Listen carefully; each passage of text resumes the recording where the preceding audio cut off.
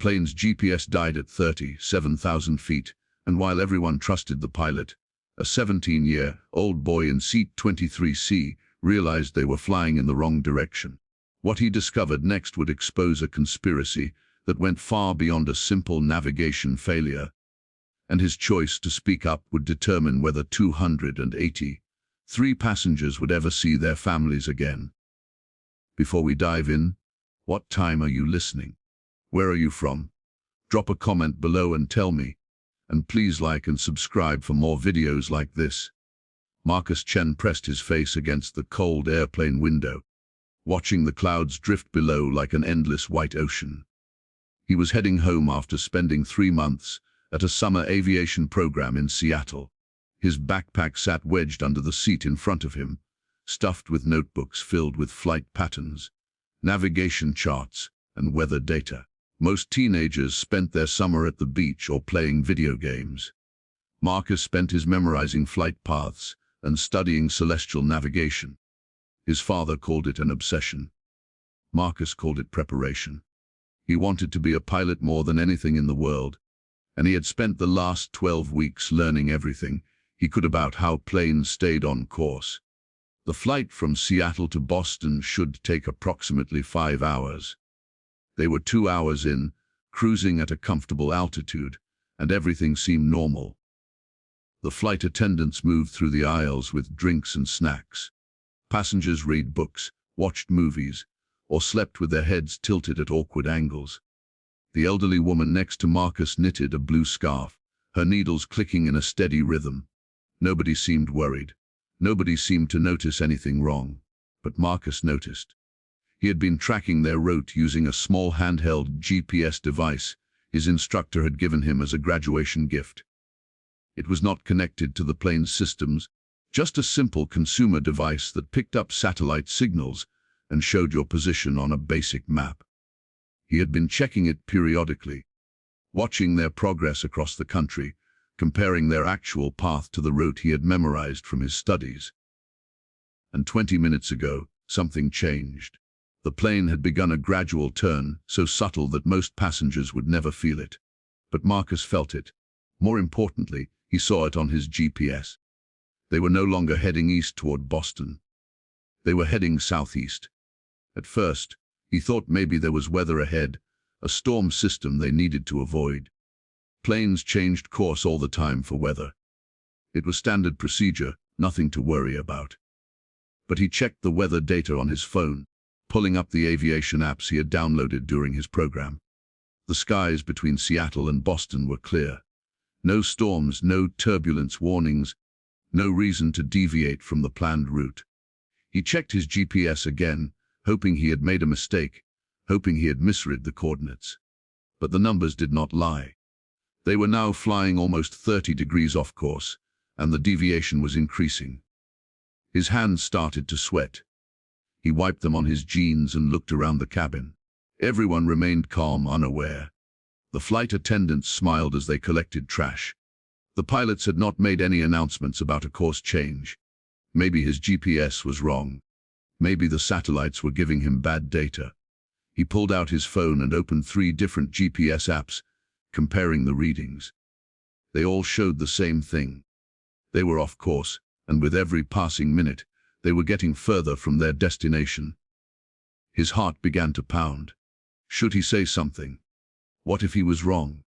What if there was a perfectly good explanation, and he ended up looking like a fool? But what if he was right? What if something was seriously wrong and nobody else knew? He unbuckled his seatbelt and stood up, his legs shaky.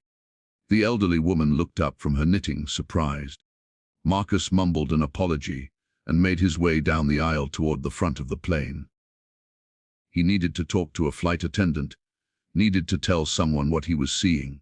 A young flight attendant with short brown hair was standing near the galley, organizing drinks on a cart. Marcus approached her, trying to keep his voice steady. He explained who he was, that he had just completed an aviation program, that he had been tracking their flight path. He told her they were off course, significantly off course, and there had been no announcement about it.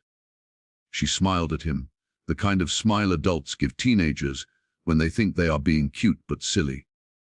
She told him not to worry, that the pilots knew what they were doing, that sometimes routes change for reasons passengers did not need to know about. Air traffic control made decisions. Wind patterns shifted, fuel efficiency required adjustments. She patted his shoulder and suggested he return to his seat and try to relax. Marcus walked back slowly, his mind racing. Maybe she was right. Maybe he was overreacting. But when he sat down and checked his GPS again, his stomach dropped. They had turned even further south. They were now heading almost 45 degrees off the correct course. At this rate, they would miss Boston by hundreds of miles. He pulled out his laptop and opened the flight tracking software he had installed during his program. It took a few minutes to boot up and connect to the satellite internet on the plane, but when it did, what he saw made his blood run cold. According to the public flight tracking data, their plane was still showing as being on the correct course to Boston. The data being transmitted to the ground, the data that air traffic control was seeing, showed them exactly where they should be. But his GPS, which could not be fooled by transmitted data, showed them somewhere completely different. Someone was spoofing their position. Someone was making it look like they were on course when they were not. This was not an accident. This was not a navigation error. This was deliberate. Marcus felt dizzy. His hands trembled as he gripped his laptop. Why would someone do this? Why would someone want a plane full of passengers to fly off course, while making everyone think they were heading to the right destination? And then a worse thought hit him. If someone was spoofing their position, could they also control where the plane was actually going? He thought about what he had learned in his program about modern aircraft systems. Everything was computerized now, connected through digital systems. The autopilot, the navigation, the communication systems. If someone knew how to hack those systems, if someone had access to the right codes and protocols, they could potentially take control of a plane without anyone in the cockpit even knowing it. His instructor had mentioned it once, almost as a joke, talking about how airports and airlines spent millions on cybersecurity to prevent exactly that kind of scenario. But what if someone had found a way in? What if this plane had been hijacked, not by someone with a weapon, but by someone with a computer? Marcus looked toward the cockpit door. It was closed and locked, as it always was during flight after the security changes years ago. The pilots were in there, probably looking at their instruments, probably seeing data that told them everything was fine. They had no reason to doubt their systems. They had no reason to look out the window and check their position against the sun and the stars like pilots did in the old days. They trusted their technology, and someone was using that trust against them. He had to do something. He could not just sit here and let this happen. But what could a 17-year-old kid do? Who would listen to him? He stood up again, more determined this time. He walked back to the front of the cabin, past the same flight attendant who had dismissed him before. This time he did not stop to talk to her. He walked straight to the cockpit door and knocked, hard and insistent. The flight attendant rushed over, telling him he could not do that he needed to return to his seat immediately. He ignored her and knocked again. After a long moment, a voice came through the intercom next to the door, asking what the emergency was. Marcus leaned close to the speaker and said there was no emergency yet, but there would be if they did not listen to him. He said their navigation system had been compromised, that they were flying off course, and that someone was hiding it from them. There was silence on the other end. Then the voice told him to step back from the door. The flight attendant grabbed his arm, trying to pull him away. She was talking about security protocols, about interfering with flight operations, about how serious this was. But Marcus held his ground. He pulled out his GPS device and held it up, showing her the coordinates, showing her the map. He pulled out his laptop and showed her the discrepancy between what the flight tracking websites showed and what his independent GPS showed. He asked her if she had any way to verify the plane's actual position, any way that did not rely on the plane's own systems. She stared at the screens, her expression changing from annoyed to uncertain. Another flight attendant came over, an older man with grey hair and captain's stripes on his sleeve. He was the senior crew member in the cabin. Marcus explained everything again, talking fast, showing him the data. The man listened carefully, his face growing more serious with each word. He picked up the phone that connected to the cockpit and had a quiet, urgent conversation. When he hung up, he told Marcus to stay right there. 2 minutes later, the cockpit door opened slightly and a pilot's face appeared. He looked at Marcus, looked at the GPS device, looked at the laptop. He asked Marcus to hand them through the gap.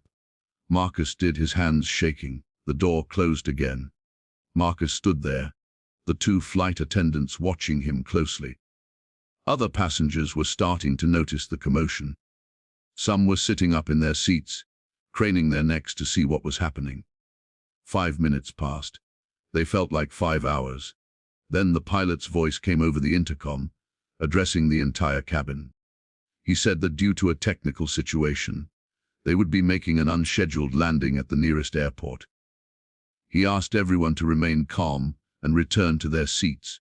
He said there was no immediate danger, but they were taking precautionary measures. The cabin erupted in confused murmurs. People pulled out their phones, trying to figure out what was happening.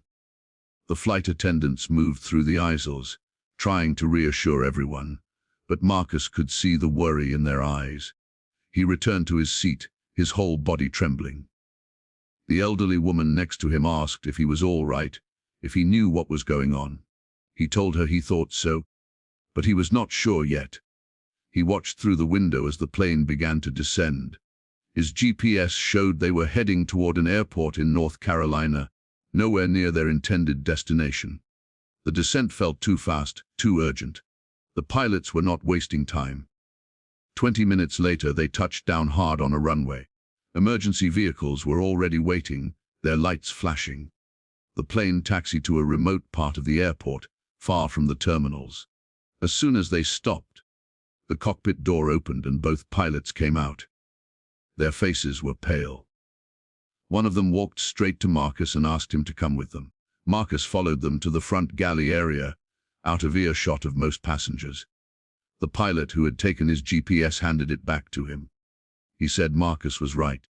Once they started checking their position using backup systems and visual landmarks, they realized their primary navigation had been compromised.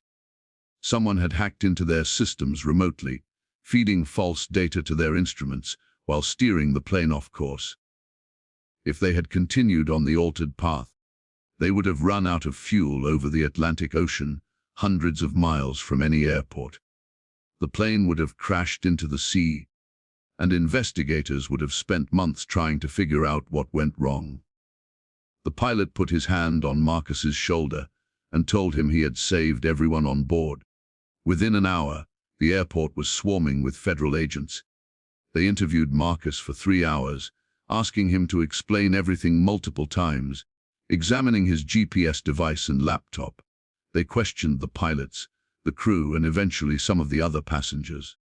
The plane was grounded and surrounded by investigators who spent days tearing apart its computer systems.